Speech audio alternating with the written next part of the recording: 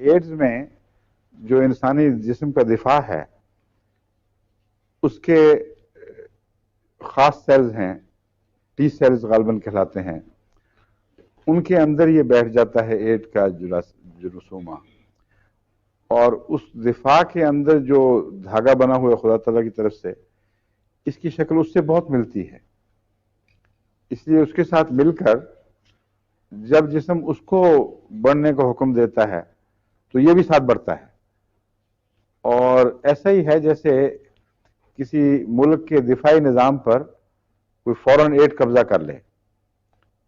جہاں جہاں بھی امریکن فوجی امداد جایا کرتی تھی وہاں فوجیں امریکہ کے قبضے میں آ جاتی تھیں، اس کی وجہ یہی ہے کہ ان کو یہ ایڈ ہو جاتی تھی، اور نام بھی ملتا ہے ایڈز اور ایڈ۔ تو بہرحال اس پر مجھے ایک دفعہ خیال آیا کہ عام جسم کو تو پتہ نہیں لگتا، روزمرہ کا جو دفاعی نظام ہے وہ دھوکے میں آ جاتا ہے، لیکن اگر بہت اونچی طاقت میں سلیشیا دی جائے تو ہو سکتا ہے اللہ تعالیٰ نے روحانی نظام میں یہ فرق کرنے کی کوئی طاقت رکھی ہو اور اندر ہی اس کو وہ کل کرے۔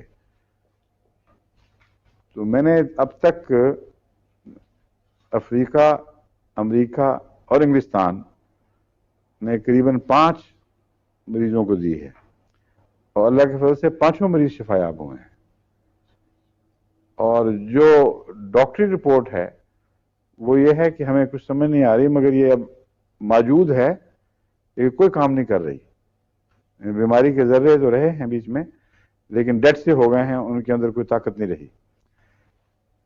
ہمارے ایک احمدی بہت چوٹی کے سرجن ہیں ڈاکٹر آفتاب احمد، جو امریکہ میں اس میں پورٹلینڈ میں ایک ہسپتال کے شیئر ہولڈر ہیں، ان کا نام بھی ہاسپٹل میں ہے، بہت چوٹی کے سرجن ہیں ماشاءاللہ، اور بہار سے تعلق ہے آپ کا۔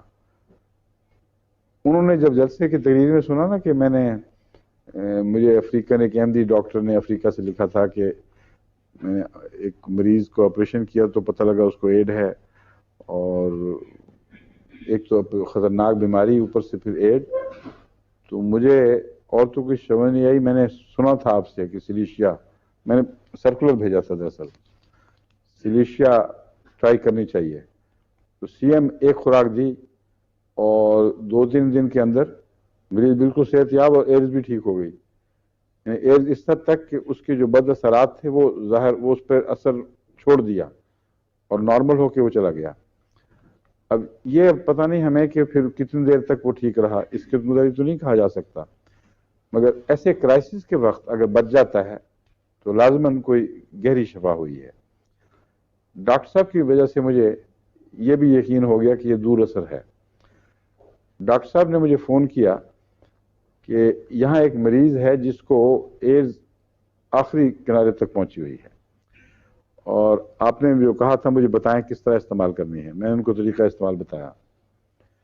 اس کے بعد وہ ڈاکٹر صاحب کی طرف سے کوئی جواب نہیں آیا، میں نے بھی نہیں پوچھا، میں نے کہا پتہ نہیں شاید مر گیا ہو، تو ڈاکٹر صاحب شرمندگی کی وجہ سے کیا ضرورت ہے کہنے کی، چپ کر گئے ہیں۔ کوئی 3-4 مہینے کے بعد ان کا فون آیا بڑا ایکسائٹڈ، کہتے ہیں آپ سے میں نے پوچھا تھا آپ کو یاد؟ میں نے کہا مجھے یاد ہے، میں تو انتظار کر رہا تھا رپورٹ کا۔ کہتے ہیں وہ ہندوستان کا مریض تھا اور ہندوستان واپس چلا گیا تھا شاید اس خیال سے کہ وہیں جا کے مروں، اس کی ماں اس کو لے گئی تھی، اچھی امیر فیملی ہے کوئی۔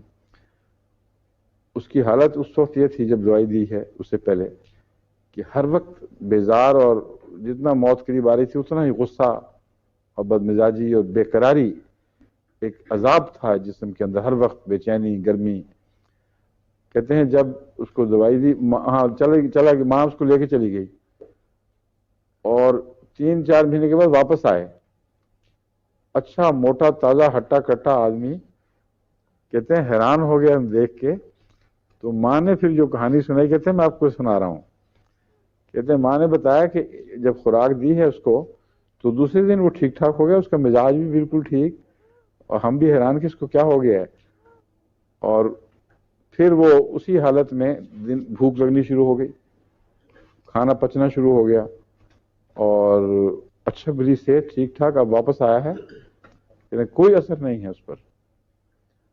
جو انگلستان میں کیس میں نے دیکھا تھا وہ بھی باقاعدہ یہاں انسٹیٹیوٹ میں رجسٹرڈ ہے. ایک عورت تھی جس کی شادی ہوئی تھی اور ایڈز نکلی. اس کا علاج جب ہوا تو ڈاکٹر نے دوبارہ دیکھنے پر کہا کہ موجود تو ہے لیکن بیکار ہو گئی ہے.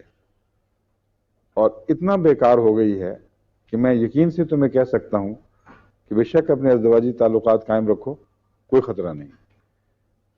اس پر اس کا حمل ہوا اور اب اس کے غالباً بچہ ہو چکا ہوگا، کیونکہ پچھلی دفعہ جب وہ آئے ہیں تو ہونے والا تھا بچہ. اور تمام حمل نہایت اچھا گزرا ہے، حالانکہ حمل کے دوران ایڈز کے مریض پر بہت دباؤ پڑتا ہے اور صحت گر جاتی ہے. اور میں نے پوچھا اس سے لڑکی سے تو اس نے کہا میں ڈاکٹر کے پاس جاتی ہوں، اس نے باقاعدہ مقرر کیا ہوا ہے کہ اتنے ہفتے کے بعد آؤ اور پورے ٹیسٹ لیتے ہیں، اور انہوں نے کہا کہ بچہ بھی بالکل نارمل ہے، کوئی تکلیف نہیں اور تمہیں بھی کوئی تکلیف نہیں. اس لیے صرف ایک ایکڈیمک انٹرسٹ ہے، یعنی علمی لحاظ سے ہم مجبور ہیں تمہیں بلانے پر، ورنہ کوئی تکلیف نہیں.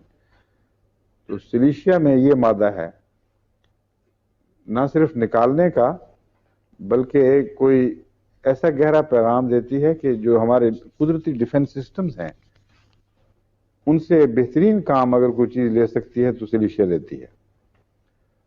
اس لیے اس کو خوب اچھی طرح یاد رکھنا چاہیے.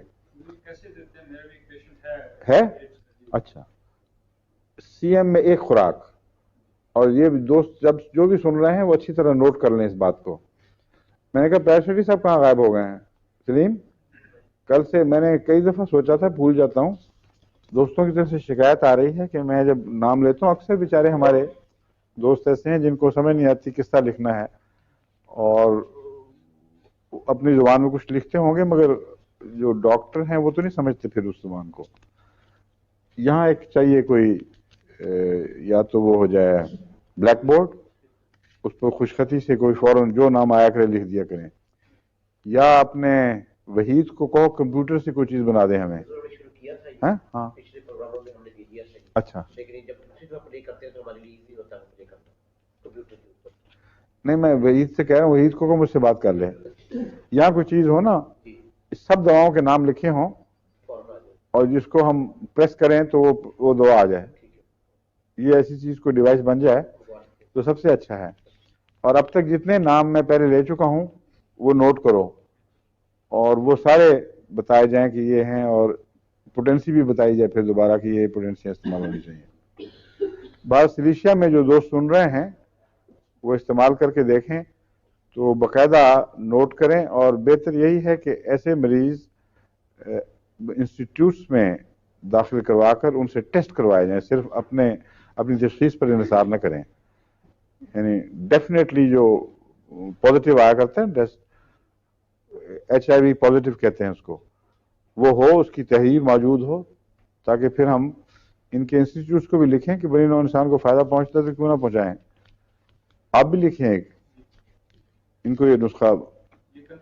ہاں یہ کنفرم ہے، اب تک تو ایک میں بھی بیکار نہیں گیا. That's confirm. اچھا نہیں، میں اپنی بات بھی کنفرم کر رہا ہوں کہ اب تک تو اللہ کے فضل سے ایک کیس میں بھی ضائع نہیں ہوا. اس لیے لمبے تجربے کے بعد پتہ چلے گا کہ کتنے پرسنٹ ہے اور کس قسم کے مریضوں میں. ہاں ان کی ہسٹری بھی لکھنی چاہیے، کس طرح ہوا تھا، عمر کتنی ہے، رنگ مزاج وغیرہ. ایک خوراک دیتے ہیں اور سی ایم میں، اس کے بعد 10-15 دن کے بعد دوسری خوراک، پھر 1 مہینے کے بعد تیسری خوراک، اس کے بعد اگر ضرورت پڑے کبھی 2-3 مہینے میں ایک دفعہ دے دی بس.